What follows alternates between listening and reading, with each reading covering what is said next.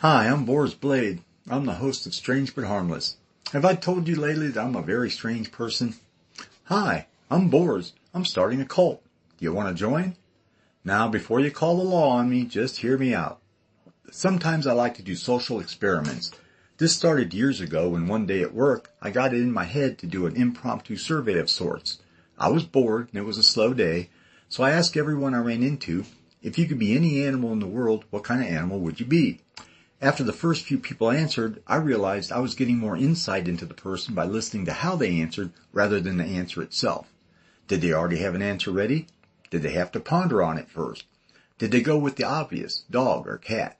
Did they answer with a question? The most popular one being, do mythological animals count? Then, do birds count? Followed by, do fish count?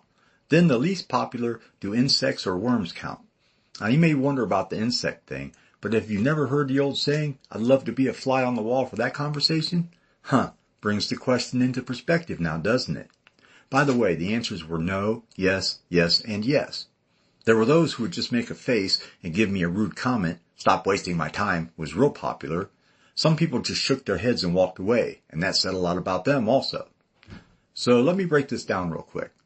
The 10 most popular answers in no particular order were dog, cat, eagle, sloth, elephant, turtle, bird, type not specified, horse, lion, and bear. Now, when they ask me mine, I'd have to dodge the question, because mine, after all, is a dragon, which is not allowed by the rules of this survey.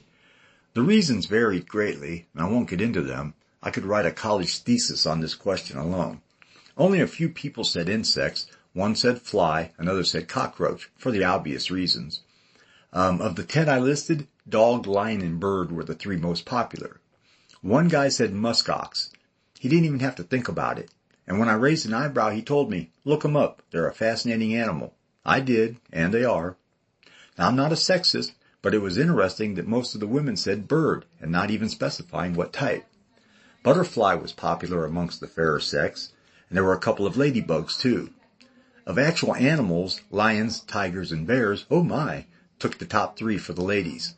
One woman, and only one, thought for about 0 seconds and blurted out a man.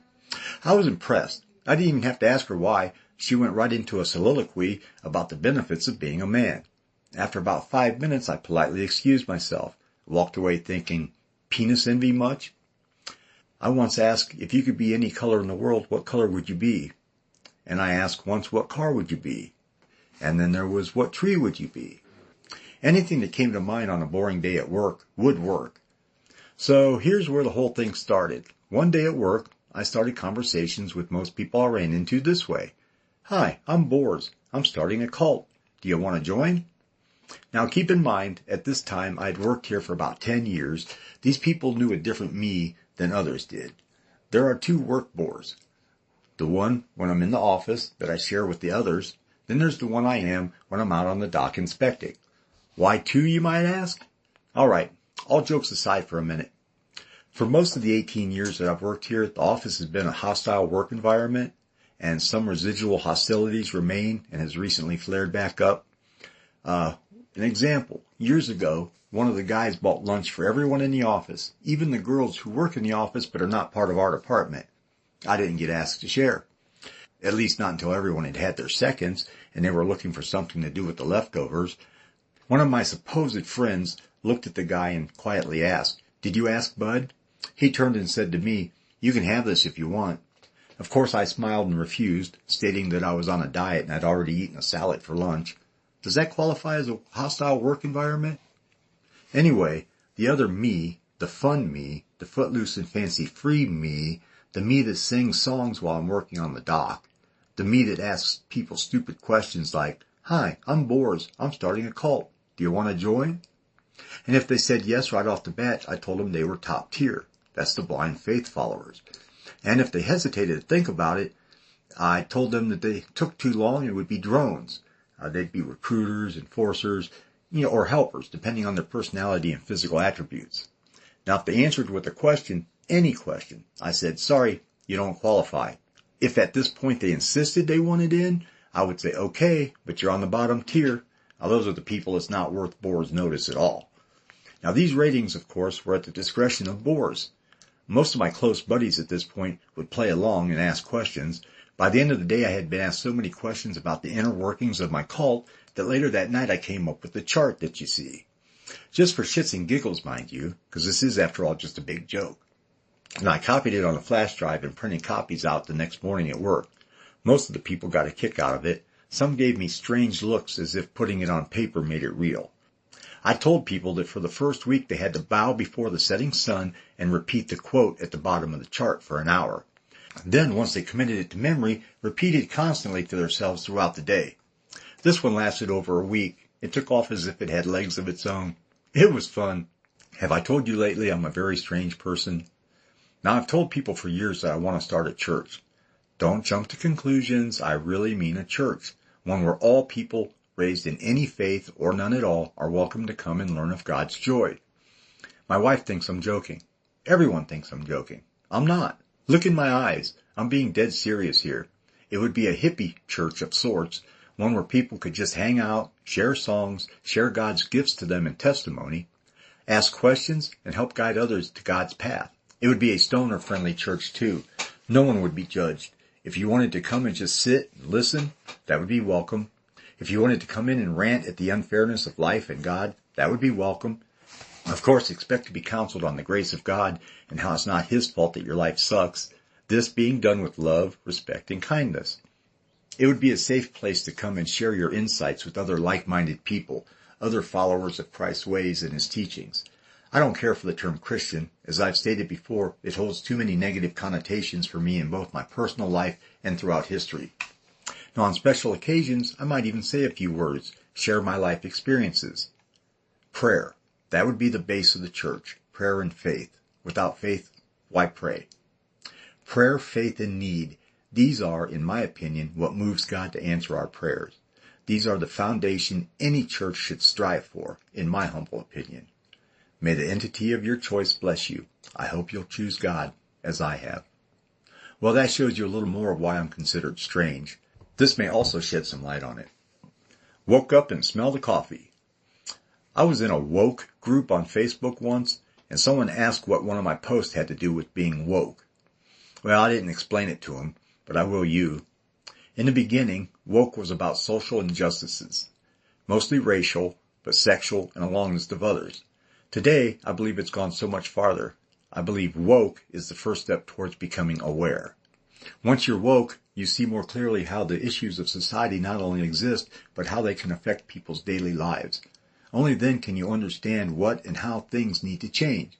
You no longer see the homeless person as a bum, but as a person in need. That isn't to say you're going to stop and help him. Being woke doesn't change who you are. But just this small change in perspective can be the start of life-altering changes, if you let it. Once you become aware, now you have a deeper understanding of the cause and effect of those things. You realize you were not aware of everything going on around you, and you just couldn't quite seem to understand those things. Once you become aware, now you have a deeper understanding of the cause and effect of those things. You realize you were not aware of everything going on around you, and you just couldn't quite seem to see or understand those things. But once you become aware, so many other things become known to you, not just societal issues. Now back to the original question. Here's something most people don't know about me. As a child, I went to woke and then to aware in one big jump. Somewhere between 6 and 8 years old, I started seeing things, mostly at night. I would wake from a deep sleep to a feeling of trepidation. The first time I saw the little men creeping around the hallway outside my bedroom door, I sat bolt upright and gasped. They looked at me, then they ran and jumped off the top step going downstairs and disappeared.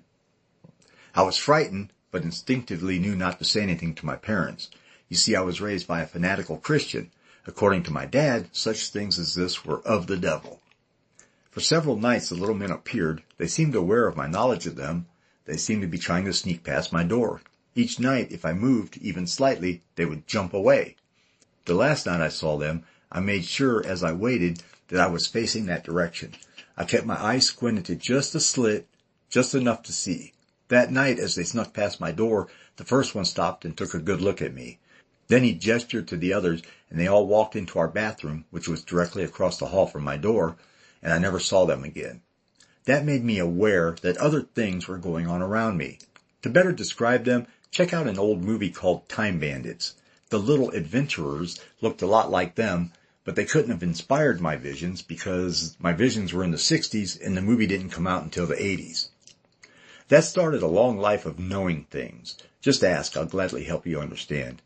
Being aware most of my life and the fanatical religious upbringing clashed, making my need to understand how they could both be me urgent. Looking back, it was detrimental to my mental health. I grew up socially handicapped. I still am.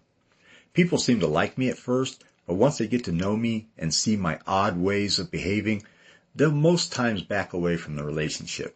But the brave ones who stick it out get a loyal friend who will have their back in almost any case.